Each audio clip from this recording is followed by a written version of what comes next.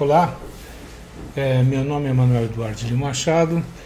Eu estou aqui para responder uma prova, umas questões enviadas por Gabriela Grancia, que é aluna da grande maestra Raquel Gillen, uma das expressões de novos maestros que estão se desenvolvendo muito bem. Muito bem, a Gabriela perguntou para mim, basicamente, a seguinte questão. Qual é o melhor cimento selador, obturador de los condutos radiculares e por quê? Mira, nós temos que observar com muita propriedade tudo aquilo que é uma novidade. Tá? Por quê? Porque muitas vezes a novidade traz consigo uma informação, um aspecto, na realidade um aspecto de que é melhor, de que é uma coisa superior às outras. Mas ao mesmo tempo, nós temos que fazer uma avaliação crítica durante a endodôncia, né? Como eu sou viejo, para mim é muito mais fácil, mas para vocês que são jovens, esse é um fator a ser observado. Mire, a endodôncia se faz há mais de 110 anos com um índice de sucesso muito alto. Então, se você perguntar a mim o que se cambiou, na realidade, filosoficamente não se cambiou quase nada. O que se cambiou foram, por exemplo, os instrumentos reciprocantes, os instrumentos rotatórios, os conos com conicidade variável que facilita muito a obturação. E a obturação é o mesmo, né? Durante praticamente, creio que mais de 70 anos, se usou cimentos de óxido de zinco e eugenol.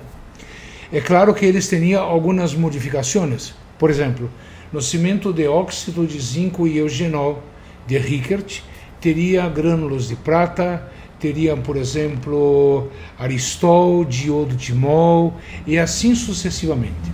Por exemplo, o cimento de Rickert era um excelente cimento. Tinha como problema a questão de promover uma alteração cromática na corona.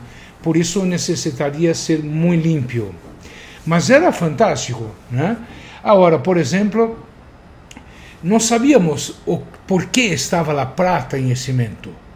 Se falava que era o efeito oligodinâmico, mas isso era uma questão muito antiga. E hoje nós miramos muitas substâncias que são utilizadas usando micropartículas de prata. Então, se quando uma coisa está muito bem, quando uma coisa está muito certa, né, nós temos que observar para isso. Depois se começaram a criar muitos cimentos. Esse é um problema muito sério, porque muitas vezes, por exemplo, um maestro se ganha plata de uma empresa para falar de um material. Compreende? Então, há um congresso, há muitas pessoas, e se habla que se não usa esse cimento, não é bueno ou não vai lograr o êxito em la endodôncia. Não, isso não é verdade, né? Isso não é verdade. Nós miramos, por exemplo, que os cimentos que se saíram um pouco se cambiou. Mas mira, vamos colocar a seguinte condição.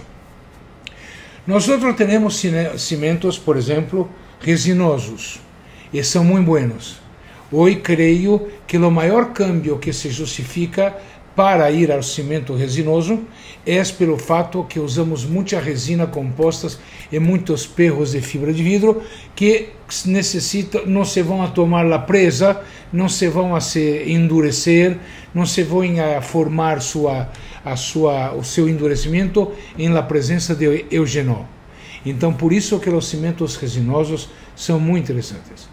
Agora, há o biodentine, há outros cimentos que têm também, por exemplo, uma pitada e uma sugestão de ser cimentos que vão ajudar a formar a raiz, que vão ajudar a formar o osso e assim sucessivamente. Por exemplo, os biocerâmicos. Isso não é verdade. Não há uma substância hoje, hasta hoje, que se coloca e se logre a formação radicular e que se logre a formação do tecido, né? Por exemplo, eu não acredito em revascularização pulpar, porque é somente você fazer um estudo sobre histologia que vai mirar que isso não é possível, né? O que se passa com os biocerâmicos é que são muito bem tolerados. Os resinosos também são. Então, por exemplo, há uma publicação que está em nosso site www.professormachado.com.br, donde, por exemplo, a colocação de cimento biocerâmico sobre a superfície de um capeamento direto de uma cama pulpar, nós íamos a crescer um tecido duro. Esse tecido duro não é induzido pelo biocerâmico, compreende? Esse tecido duro é uma resposta pulpar a um agente agressor.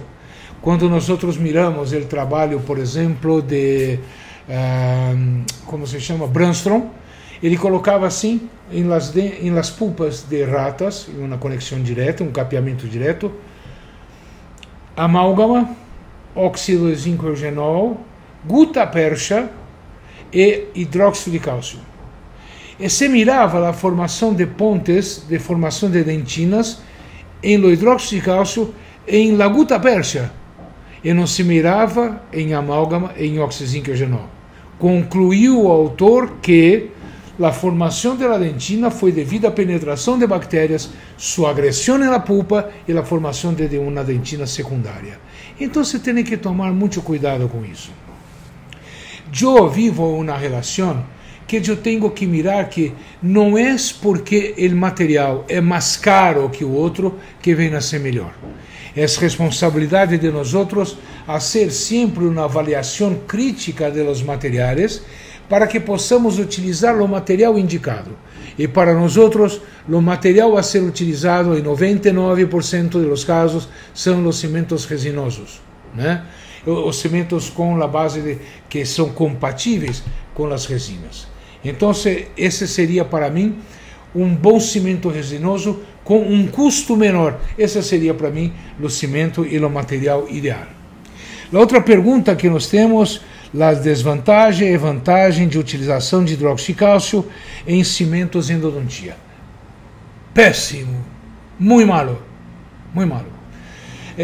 No cimento obturador, e a parte de obturação é simplesmente promover um selado, porque quando hacemos a instrumentação do conduto, não logramos a esterilização. Há publicações nossas em los site que demonstram que o maior momento em que nós logramos a desinfecção é depois do preparo químico cirúrgico. Depois disso, as bactérias voltam novamente a crescer, né?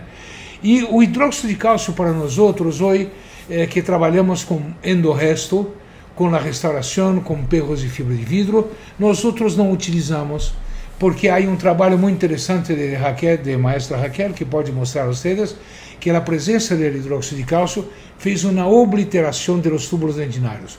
Não penetrou no interior dos túbulos de maneira significativa para lograr uma maior desinfecção.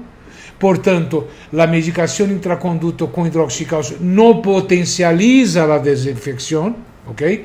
Como depois se entupiu todo e não se entrou em mais nada, o cimento de selado, o cimento de los perros de fibro, não conseguiu entrar no interior dos túbulos dentinários. Maestra pode mostrar a investigação para vocês. Então, se criou uma face, uma interface muito grande com o hidróxido de cálcio. Eu, particularmente, nunca utilizei hidróxido de cálcio em nada. Agora, mira, quando nós colocamos o hidróxido de cálcio junto com um cimento obturador, o resultado, a nosso ver, é muito malo. Não é muito malo, mas não é bueno, porque a função do selamento, como hablamos, é ser uma blindagem. Vamos tentar isolar todo dentro do conduto radicular, ok? E o hidróxido de cálcio é solúvel em umidade. E o hidróxido de cálcio não incorpora ao cimento obturador. Então, o que se passa?